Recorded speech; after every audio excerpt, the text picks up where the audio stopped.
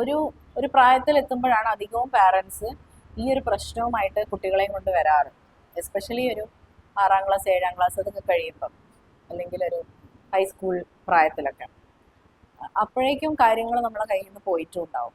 കാരണം 2 വയസ്സ് 3 വയസ്സ് തൊട്ടേ ഇവരെ ഫോൺ കാണിച്ചിട്ടായിരിക്കും ഭക്ഷണം കഴിപ്പിക്കുന്നുണ്ടാവുക.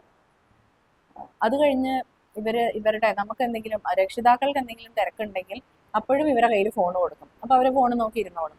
അപ്പോൾ ഇവരെ ഇങ്ങനെ ട്രെയിൻ ചെയ്ത് വന്ന് പയ്യെ പയ്യെ ഇവർ കുറച്ചും കൂടെ പഠിത്തത്തിലൊക്കെ സീരിയസ് ആവുന്ന സമയത്തേക്കും ഇവർക്ക് ഇതിനോട് വല്ലാത്തൊരു അഡിക്ഷൻ വന്നിട്ടുണ്ടാവും. അപ്പോൾ പിന്നെ നമ്മൾ പറഞ്ഞാൽ അവർ കേൾക്കില്ല.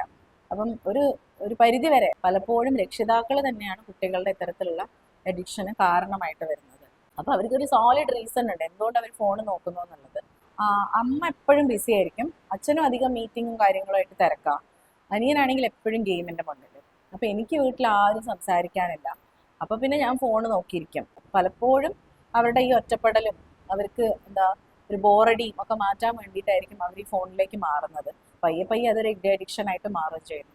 അപ്പോൾ പാരൻസ് ശ്രദ്ധിക്കേണ്ട പ്രധാനപ്പെട്ട 2 കാര്യങ്ങൾ എന്ന് പറയുന്നത്, ചെറുപ്പത്തിൽ ഇത്തരത്തിലുള്ള ഫോണിലൂടെയുള്ള ട്രെയിനിങ് അവർക്ക് കൊടുക്കാതിരിക്കാം. രണ്ടാമത്തെ കാര്യം, അവർക്ക് വേണ്ട രീതിയിൽ അവൈലബിൾ ആവാന്നുള്ളതാണ്. അവരുടെ കൂടെ കളിക്കുക, കഥ പറയുക, അങ്ങനെ അവരുടെ കൂടെ നന്നായിട്ട് സ്പെൻഡ് ചെയ്യുകയാണെങ്കിൽ ഒരിക്കലും മക്കൾ ഇങ്ങനെ അഡിക്ഷനിലേക്കൊന്നും പോവില്ല.